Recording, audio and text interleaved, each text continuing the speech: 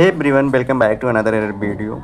If you are getting the can't connect to this network error on your laptop or desktop, or your Wi-Fi keeps disconnecting again and again, causing a lot of problem in your work, then in this video I will show you and explain how to fix this error. Just watch the video till the end and you will definitely get rid to this issue.